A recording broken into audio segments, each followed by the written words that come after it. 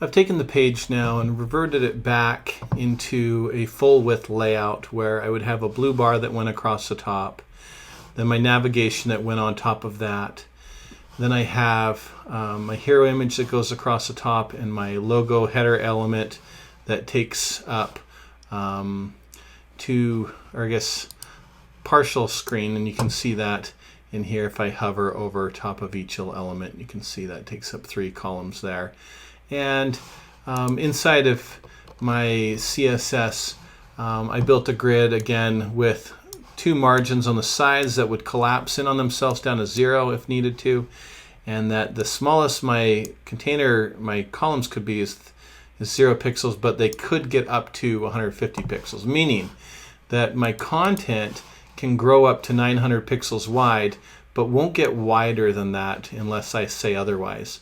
But that my margins over here outside my kind of wrapper area will disappear and then go smaller.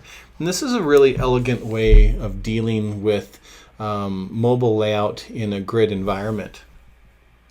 But there's times where we might want to mix some media queries into our pages. So the first one I want to do, let's go in here and I'm going to pull off some of this, and we're going to make a media query that starts at 900 pixels, meaning we're going to make some changes in 900 pixels once it gets smaller. So once I get down to here, really we have to evaluate what changes do I feel need to be made at 900 pixels. Well, our gallery, for one, could maybe use images where they're a little bit bigger.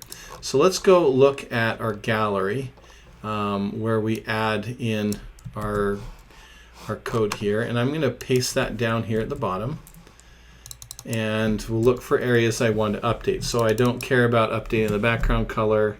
I mean, it could, but it does need to be a grid, so I don't need to update that. And height I'm not going to update, and grid gap I'm not going to update, and grid rows I'm not going to update. But this one right here, maybe we could turn that into a 2-column layout when we want to. So I'll do that, and let's look at that. So you can see here now that when we go larger, it goes into 3. We go smaller than 900, it goes into 2. And then maybe we could make another media query that goes into 1 when we hit maybe, I don't know, 400 pixels or something. So let's do just that. Let's copy this and come down, and let's change this. Let's go down to 600, and that we're going to make it 1FR for that column. So let's show you this first. So you can see that taking place, and we go larger, it goes into 2, and we go that and goes into 3. Okay, and so you can kind of see that taking place, and nice big images. Now I want you to notice that if I was to take this 600 and put it up above, that matters and can break a lot of things. What you want to think about in your brain is, first it's going to display desktop view, and then if it's really tiny, meaning it's 600 or below, it's going to display it in 1. And then if it's 900 below, it's going to display it in 2. So let's refresh that here, and you can see that even though my browser is really small, maybe 500 pixels across right now, it is still smaller than 900 and is still smaller than 600. Because this was seen last, it's going to be 2. So it never actually ends up being the 1. And so you've got to really, the way to think about this is you've got to say, all right, I'm going to display it as desktop, and then after it displays as desktop, if it meets conditions of tablet, then do tablet, and then last do mobile. And we call this a desktop first approach. It may not be the recommended approach. Typically, I like to tell more of my advanced students to do the opposite, is do a mobile first approach, and you've probably maybe have heard of that before. And what that looks like is you would design your site in up here, you would design it to look like a mobile website. And then you would make changes to make it look like a tablet, and then last, you would make it look like a desktop. And rather than using max width, we'd use min width for each of those. And it'd basically say, you know, when I'm 600 pixels or larger, then apply this CSS. But this CSS right here, you know, I find that with new young students, it's easier to do a desktop first approach because learning tends to be a little bit easier on them. So you can see that gallery changing. Now some other really cool things using grid we can do. We've laid out our grid first off, right? And we could go through and completely feed in a new grid template columns if we wanted to. I could take this wrapper and say, if I wanted to, on a tablet view, we could go through and completely change up. We could say we want to have 200 pixels and 100 pixels or something, and that's how it would have to be if it hit it. Now, the code I gave you before of this min max, CRFR, and then 6 columns, this is really nice because it is pretty flexible. It may not fit all circumstances, but know that you can make those changes in the wrapper if you so do choose. But it might be easier just to move things around a little bit that can still accommodate what we're trying to accomplish here, but work a little bit better. So let's say we come in and we hit that 900 pixels, and this flips into 2 columns. And maybe we want to take our navigation and put it down over here. And we could take this hero image and put it to the side and our header up on the top. And so to do that, all we have to do is tell it what each of those items are going to look like. So I'm going to grab these right here because those are the ones that are going to be affected. And maybe even that blue bar, we'll have to look at that here in a little bit because that's going to retain its spot. And let's put that in there right there. And first off, our header, I want that to occupy maybe line number 1. So we'll do right up at the top the header first thing first, okay? And we will go from column 2 to -2. And that's going to go, again, if you remember how we count the lines, it goes 1, 2 all the way up, but then we count negative on the other side. And I'm starting at 2 because I don't want to have to mess with this first wrapper. And even though when I come in it kind of disappears, it's still there, it's just collapsed in on itself. And so I'm going to say 2 to -2 for that wrapper. And our navigation, I'm going to say it's going to go from 2 to maybe 5. And our grid row is going to be 2 to 3, so it's going to be the next line down. And our hero image, we're going to say it's going to start at, what would that be? Let's go 5 to 8.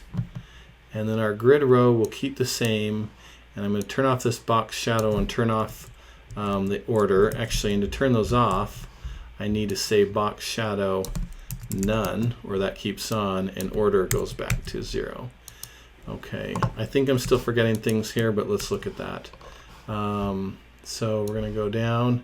Okay, so we do have that blue bar that's getting turned on, so I want to take that and look at the ID blue bar, and we're just going to do a display none and turn it off.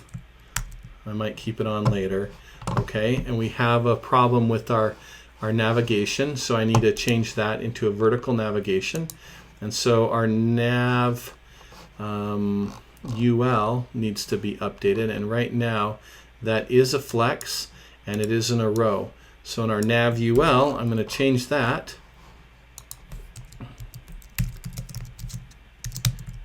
to be a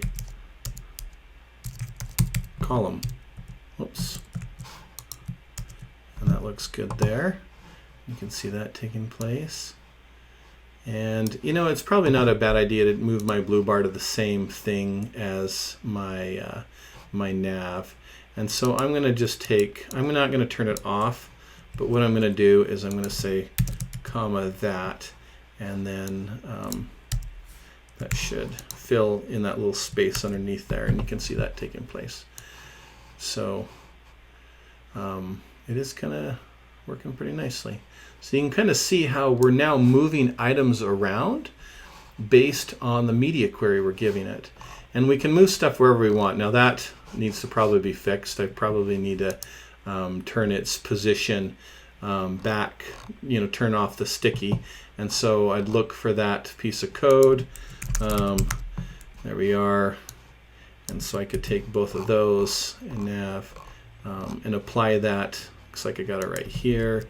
So I want to do a position back to maybe just relative, and look at that, and so that won't scroll with me anymore over top all those images.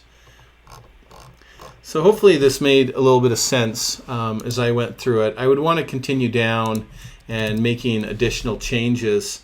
I probably, actually a really easy change would be to move that nav and hero image into different lines as it grows. I'd probably want to keep the grid column. Once it goes down even smaller, do a 2, -2, and then keep the nav blue bar above the hero image. Do the hero image from a 3 to 4, and do this one 2 to a -2, and refresh that, and so that image pops underneath. And so you can kind of see the different layouts we've got, depending on our media query that we're feeding it.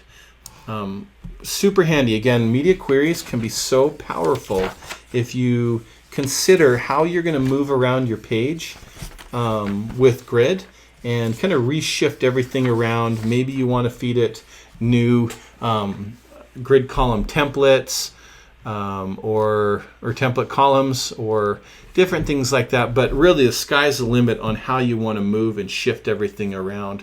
It's just really important to give your designs a lot of thought before you move into the implementation. But I think you guys are starting to get the vision of how that goes.